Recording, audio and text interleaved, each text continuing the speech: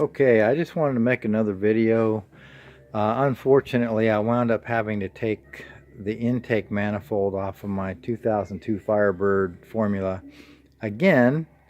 At first I thought I had a leak back there behind this hose.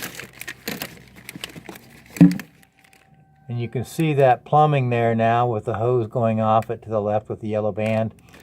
Well, that's where the oil pressure sensor normally goes. Right here where my finger is, right there.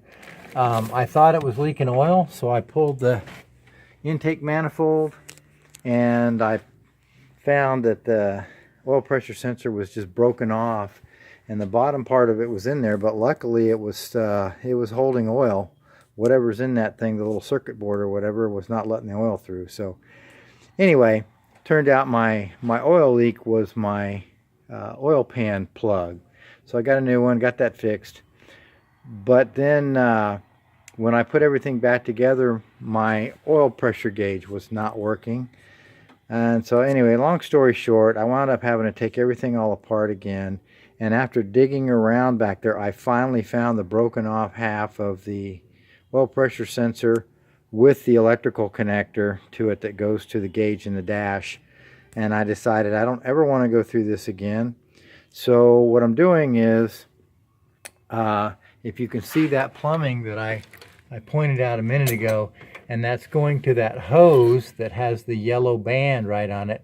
I had a hydraulic hose made and the fittings, so that fitting's going in where the oil pressure sensor used to go. And this is a 3-foot hydraulic hose, and I've run it out. I haven't decided exactly where I'm gonna tie it down yet, but what I've done is on the end of that hose I've got an adapter so I can put the original oil pressure sensor, so the original oil pressure gauge will work, and then this second orifice right here, that's going to be I bought a VDO aftermarket oil pressure gauge, so I'm going to hook that up, and I've got the wiring and everything for that run already, but I'm going to finish this up tomorrow. But anyway, so I'll have an aftermarket gauge, and the gauge in the dash will be working. And then if anything goes wrong, all I'll have to do, everything will be here out under the dash where I can get to it. All the wiring, I ran some new, I cut the connector off to the original oil pressure sensor, and I've run about 5 feet of wiring under here. I spliced it in, and I'm going to put the connector on the end of that so I can put it anywhere I want. So anyway, I'll finish this up tomorrow when I get the intake manifold back on there. I was held up for a couple days because there's one vacuum line on the back of the intake manifold. Let me show you. This is where I get mad at the engineers.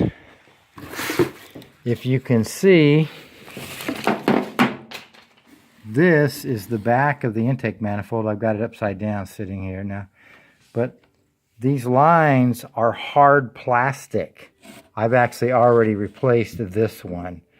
So once they've been under the hood for a few months or whatever with the heat and everything else, when you move things around, they tend to crack and break. I don't know why General Motors did that, but they did.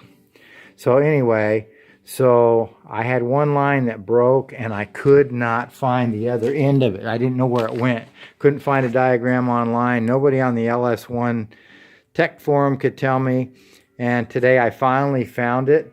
It was broken off, and the rest of it, it's actually tied in with the wiring loom, and it's on the passenger side. And I can't be the first person that's ever had this problem, but I could not find the answer online. But anyway, it's back here where my hand is, back near the firewall with this big thick wire loom. It's inside there. There was just a little nub of the plastic vacuum line sticking out, and I was able to feel it, and I finally found it, but it took me a long time. So anyway, so I got that, so I can reconnect to that tomorrow, and I should be able to button this thing up, and then we'll start it up, make sure everything's running and that both gauges are working.